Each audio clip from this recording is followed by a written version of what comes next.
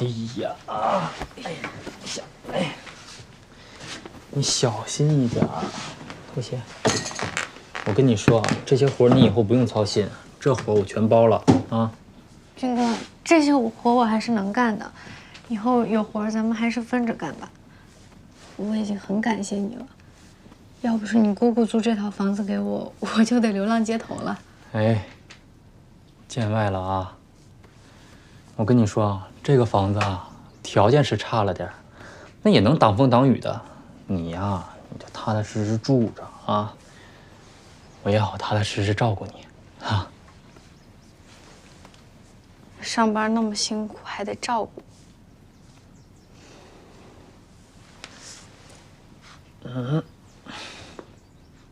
我愿意呀，就是不知道有没有这个福气，照顾你一辈子。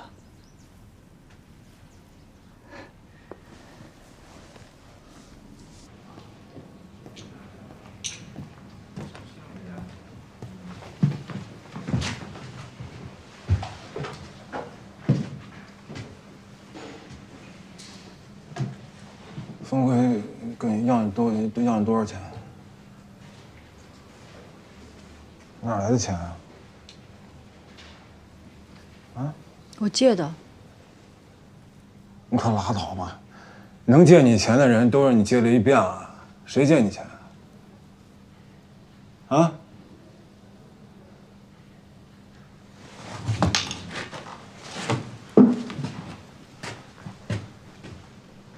你是不是跟聂雨生借钱了？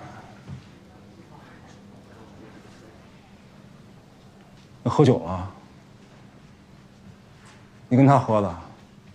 你没资格问我跟谁喝酒。我是没资格问你啊。这些年你照顾我，我给你添麻烦了，我该死啊。但是跟聂家要钱，我比谁都有资格吧？我就想问你怎么跟他借的钱？你要多少钱？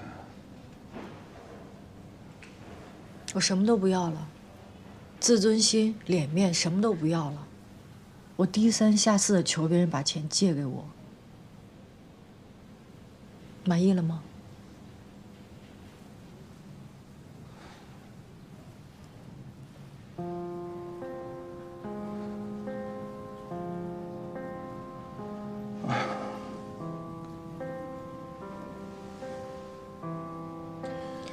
你说你天天这是干嘛呀？又不是没有家，天天也不回家，就在外边喝酒，找也找不到你。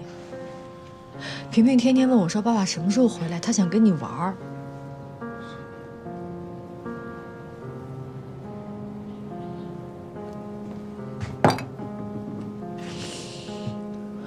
真的，现在我心里什么都不想，我就想把孩子的病治好，治好了我就踏实了。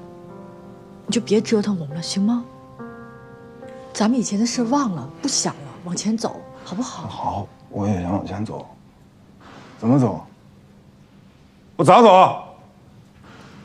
那孩子生病我不着急，我不也天天出去弄钱去吗？那我倒霉你摊上了。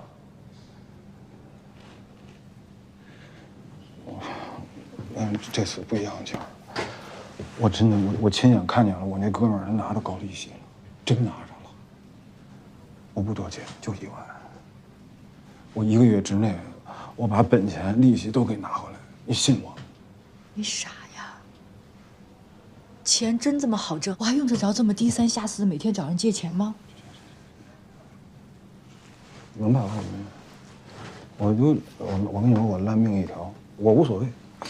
反正要跟我逼急了，就聂雨生他爸，就玩命呗，狗东西。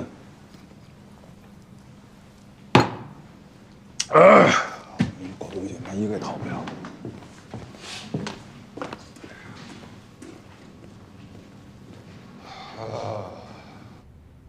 室间隔缺损，合并主动脉瓣关闭不全。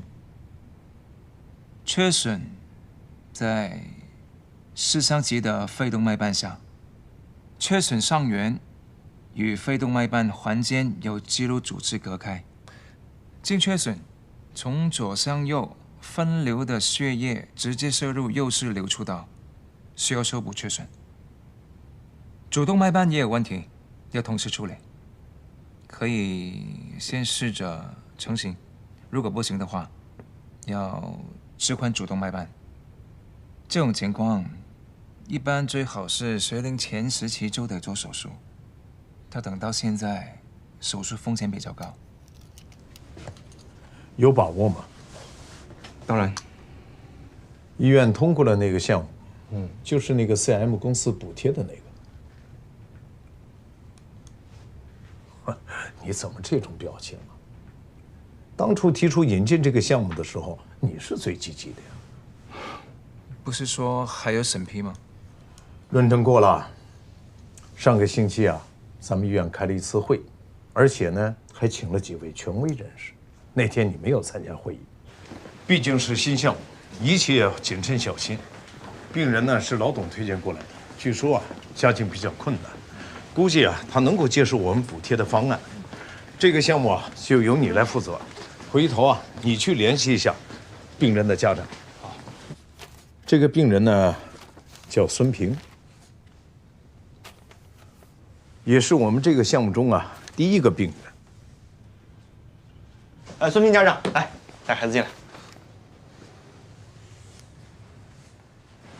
主任，这个病人不合适。